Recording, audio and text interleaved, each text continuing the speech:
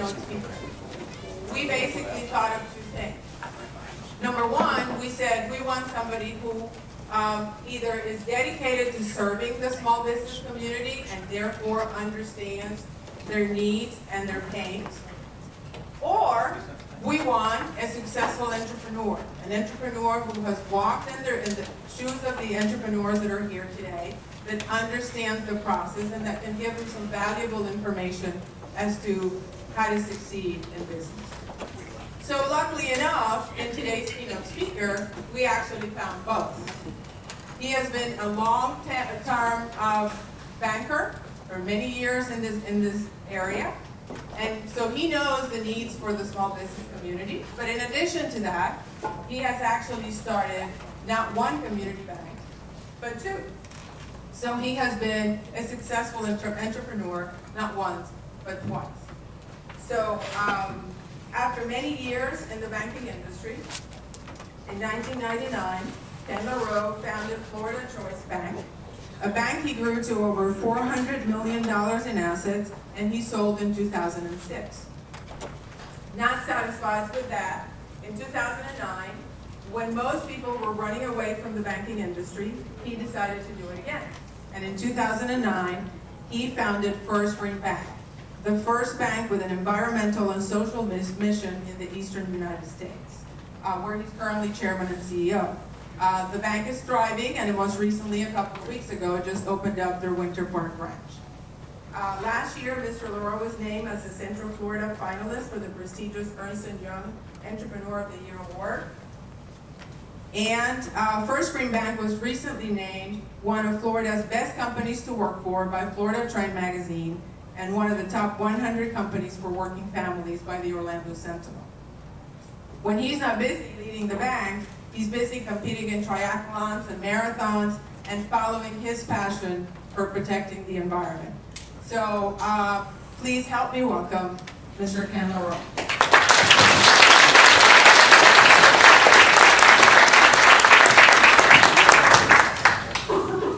So I was thinking, what do entrepreneurs really matter? Do we really matter? And of course, when I thought about it, I thought, well, I'm an entrepreneur. Of course, I matter. I matter a whole lot. And I thought, what makes entrepreneurs matter? And I sat down and went through the process. But first, a little bit of history about myself. You got a little bit of it, and I did bullet points. So it's I graduated from FSU in business, started in banking because I couldn't get any other job, didn't like it. When I started, went to law school, practiced law, went back to banking, went to work for Colonial Bank. It was awful, started my own bank, sold my bank, did a record of multiple, drove across country, read a book, started First Green Bank, and it was the last charter agreement in the state of Florida. So that was what prompted it. I sold my first bank. I had a non-compete. I couldn't work in banking anymore. So my wife and I bought a little mini motorhome and we drove cross country and back, and every American should be able to do that trip. It was fantastic, and before I left, my brother gave me that book.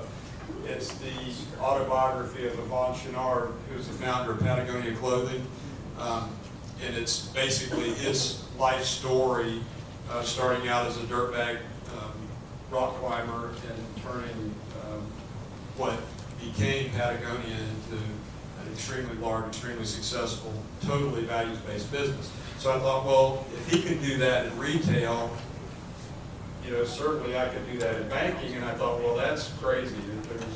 Banking is absolutely anathema to anything environmental. Banks finance fracking, banks finance everything. Mountaintop coal mining, all of that. And then we have these giant Wall Street investment thingies that call themselves banks and really don't do any banking business. So I Googled green banks, and there was a bank in the Netherlands called Triodos Bank and a bank in San Francisco that had opened 18 months before. So I picked up the phone and I called both the CEOs and said, what's the gig? What do you do? What makes you different? And they went through their program and the various different things that they did to make them a values-based financial institution. So I said, what the heck, I'll try. So I filed the charter application. I got the founding shareholders or founding directors together. We put in a little over $1 million and proceeded to burn through that. And we burned through it with no answer, no answer, no answer. The FDIC would come back with another round of incredibly stupid, demeaning questions. And I had done this before. Remember, I sold my first bank at a record multiple. We got almost 3.8 times book, which at the time was the highest in the state of Florida. And then the bank we sold to sold 18 months later. So my investors that bought in at the first round, $10 a share, made 7 times their return in 7 years. So it was, it was astounding. It was an unbelievable home run. Luck really matters. I wish I could say it was brilliant or precious, but it was just blind, freaking luck. Selling in 2006, just before the crash. So I tried retirement, and it really is just an academic construct. Retirement for me is not that, and I realized that after I tried it and did the cross-country trip. So why do entrepreneurs matter? Everyone's seen this quote, I'm sure. I believe that entrepreneurs are the ultimate change agents, especially in America, especially in a capitalist democracy that I believe is the greatest social experiment the world, the civilization's ever seen. Ooh, this is cool. I have teleprompters like the president. So I have a few heroes. My heroes are Elon Musk, Yvon Chouinard, Tom Steyer, and Kat Taylor, his wife. I don't know if you know who those people are. I'm sure everybody knows who Elon Musk is, and I just told you who Yvon Chouinard is. And Tom Steyer is the founder of Fairlawn Capital in San Francisco. He became a multi-billionaire. He signed on to the Warren Buffett Giving Pledge to contribute half his net worth to charity. Well, he just stepped down recently as the head of the private equity firm or the hedge fund that he started, and he's committed the rest of his life to climate change advocacy. So he's put tens and tens of hundreds of millions of dollars of his own money into trying to get rational climate policy in America, in the world. So he's kind of the anti-Koch brothers. And for somebody to do that and commit their money with no gain whatsoever for themselves, unlike the Koch brothers, to me, he is an absolute hero. So no matter how small your endeavor, whether your ultimate objective is big profit or your ultimate objective is social change, be someone's hero. You can become someone's hero. So how do you become a change agent? Culture, you got to be in charge, you got to execute, and you got to have accountability. So the culture is really a determination of the vision, mission, and values. And the point of a business isn't profits just for the sake of money, but to become a serving corporation. We now have a Citizens United case and the various Supreme Court cases and rulings that a corporation is a citizen and is entitled to the same benefits. So a corporation doesn't have to be bad, and we've had that model of the corporation that's profit at all costs from the past that really is a 100-year-old construct. We can do differently, and we can do differently and make a lot of money. This was a quote, I think it was attributed to Warren Buffett. Be brave when others are scared, be scared when others are brave. We had the last charter granted in the state of Florida. We went through unbelievable hurdles with the regulators to get that charter. There's been no charters granted since. And believe me, I had plenty of those 3 o'clock in the morning, what was I thinking episodes when I was trying to get the charter, and we were down to our last $10,000. It was December 22nd, 2008, and I got an email from the FDIC, not a phone call, but an email saying your charter's approved. And I was just sitting at my desk thinking, these 14 people that are working here, none of us are going to have jobs at Christmas. This is going to be a really rotten Christmas. And we got the charter. There's been none since. It has been exceedingly good for us. It's exceedingly bad for y'all. It's very bad for small business in America when small banks aren't allowed to form, because we are the backbone of small business. Once you have your values and everything established, then you got to execute. Of course, you got to turn the strategy into tactics. You got to set goals. I found in 35 years you have to distill it to the essence. You have to really distill it to the essence. People don't get it. If they do get it, they forget it. You have to communicate, and I'm sure you've all heard the saying, the problem with communication is the illusion that it ever occurred.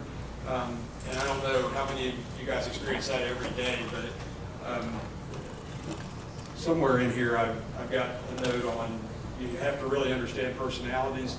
And for the last about 20 years, we've administered personality profiles to all our prospective employees. And I've really studied personalities, and I'm what they call a high D, and D is dominance, domineering, demanding. There's some other D words that aren't so nice. So but by that I understand myself, but I also think that I communicate completely clearly. And that's because it's completely clear in my head, and I don't understand why anybody else doesn't get it. So, sit back and think about it, communicate clearly, and then ruthless follow-up. You cannot delegate something and just leave it and consider it done. It's not done till it's done. Accountability.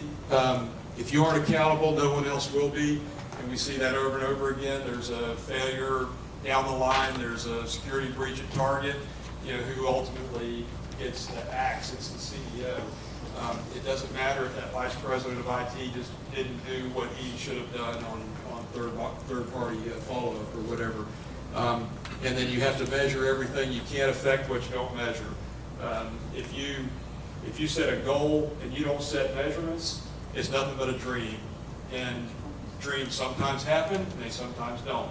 If you want to make sure it happens, you've got to set measurables.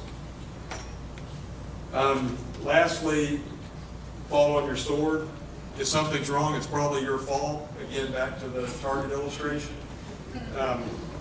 And you also have to realize that you're flawed. Everybody's flawed. I'm very, very flawed. I keep wondering, why do you have to be over 50 to get schooled in this stuff? I had the experience with my other bank to have a best friend betray me and lost a bunch of money because of it. There's a lot of things we all experience, and if you haven't experienced, you will experience it. But it's why can't we be instilled with this stuff when we're born or when you're 30 or something? So if you want to avoid all of that, just ask me. So the other thing is that I just said earlier is recognize your strengths and your weaknesses and constantly work on them. The lesson is don't let your flaws take you down. If you're the principal and you're the entrepreneur or you're the CEO, everybody's watching. And you're going to be somebody's hero. And I think I only have one more slide. A couple more. We're selling stock. You've all been there. You've all tried to raise capital. Without capital, nothing happens. And especially if you're an entrepreneur trying to get something off the ground, you have to get funding. And we're on our actually fourth round of capital. We've raised $30 million, and we're trying to raise $12 million now. So if you know anybody that might be a good prospect, send them my way, and I'll open it up to questions. Yes, How do you find that people, the role that people play in departments? How do you? With regards to funding. What is your opinion on B Corp and funding? B Corp? The B Corporation phenomenon is a very beneficial thing. The issue is it's at this point state by state. There's no national like UCC model law in place. I think it can provide benefits for funding, but in Florida we haven't seen that yet. It's just, and for you that don't know what a B Corporation is, it was established by a couple guys a good bit ago. I don't know, not terribly long ago, 10, 12 years ago. And it means benefit corporation, and it's another, they're trying to pass model laws across the country, state to state, that it's kind of a hybrid between a strictly for-profit and a non-profit. And it's got the benefits of both, so. I didn't answer that. I tried. Yes, sir? Yeah, can you explain what makes a green bank unique? I don't. That's a $64,000 question. I get asked that about, I don't know, 5 times a week. And it's ever evolving. And when we started, we thought, well, we'll do interest rate discounts for any project that we finance that's a sustainable project. And we'll do it as measured by the lead measurement system. Well, of course, when we started, it was in the Great Recession. There were no projects. So we had to kind of redefine what does it mean, what do we do, and just one thing after another would come at us, or we'd have an idea, and everything from, in the introduction, we've been named the top places to work by everything from Outside Magazine to Orlando Sentinel time and time again, because we are deep values in our co-worker programs. I'm not into social equity type things. You know, it's important and it's good, but my gig is climate change. My gig is carbon and anything we can do to help reduce that. We have solar loan programs that are very, very good. So if you want to do solar power on your house, it's no money down. We finance 100%. Extended term low rate. Just dozens and dozens of those kind of programs that we've vetted and tried to refine over the years. We also became members of the Global Alliance for Banking on Values, which is a nonprofit started by the CEO of Triodos Bank, the bank I mentioned earlier in the Netherlands. And that has been extremely beneficial because we've gotten to see what other banks around the world are doing as a values proposition, whether it's micro-lending for the very, very poor in places like Bangladesh, or environmental programs. You see that? That's what my IT guy did to my iPhone. So when it's on silent, I still know that it's ringing, but I can't turn the blasted thing off. So I'm sitting here trying to talk to y'all. It's rolling off over there. So I'll be glad to talk to you afterwards, tell you some of the specific programs. Anything else? Yes, sir? And what drives your long-term growth strategy? Well, that is a really good question, and it's got about a dozen different answers. We are in America, we are in Florida. Florida is not a really environmentally friendly place. I have shareholders that are complete Tea Party advocates, and I have shareholders that are completely on the left that are shareholders only because of the value proposition. But for shareholders of a bank in Florida to make money, it almost always involves a liquidity event, a sale. We are constrained right now by the FDIC as to our growth. 4 months after we opened, they changed the rules. It used to be what they call a 3-year de novo period, and now they changed it in 2009 to a 7-year de novo period. And they basically mandated us we can't grow any more than 25% a year. So we're about $275 million in assets right now. That's exactly 25% every year since 2010. And we go through all kinds of shenanigans end of every year, like not closing loans, telling people they got to wait till January 2nd, participating loans off to other banks, just to stay under those constraints. Otherwise, we'd really be helping the community. We'd probably be $400 million right now with loans to small businesses like y'all's.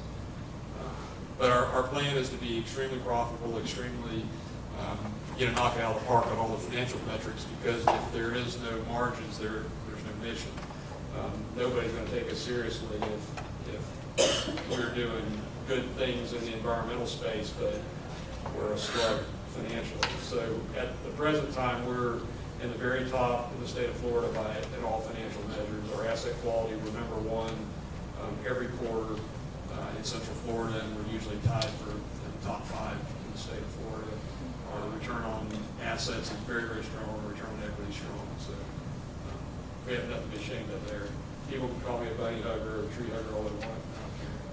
We blow away all the other banks. Yes, sir. With the school being geared towards aspiring entrepreneurs and small businesses, I just wanted to ask you, how did you get started?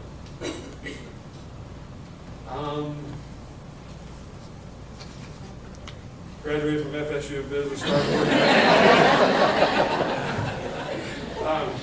Well, how did I get started as an entrepreneur? Yeah. It actually started before the banking thing.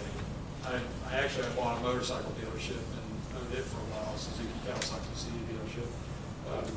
Sold it, was in banking, did that, got back in banking, then went to law school with the intention of starting my own bank, and got out, practiced law for a little bit, and went back into banking, and I just happened to end up in Colonial, which was an awful experience, an awful corporate experience, and that kind of gave me a little kick in the butt, and I started thinking, well, I need to do a bank, and started talking to people. Actually, that was the only time in my life I ever got fired. So I was talking to some potential shareholders, potential directors, and the word got back to my boss at Colonial, who's a wonderful guy, Dave Powers, you may know him. He runs the community bank now. He called me over to Orlando. He called me up and said, hey, can you come to my office tomorrow morning? And I never think to say, well, what are we going to talk about? You know, I just, okay, sure. Went over and exchanged pleasantries. And he said, Ken, I heard you're thinking about starting a bank. And I said, well, yes, sir, I am. And he said, well, you really don't think you should be doing that on our nickel, do you? And I said, well, no, probably not. He said, well, when you get back to your office in Eustis, all your stuff's going to be in boxes in the hall. So I got back and it was all in boxes in the hall. And, my wife at the time was in med school at the University of Miami, and I called her up and said, honey, guess what? We're starting a bank. So that's how I became an entrepreneur.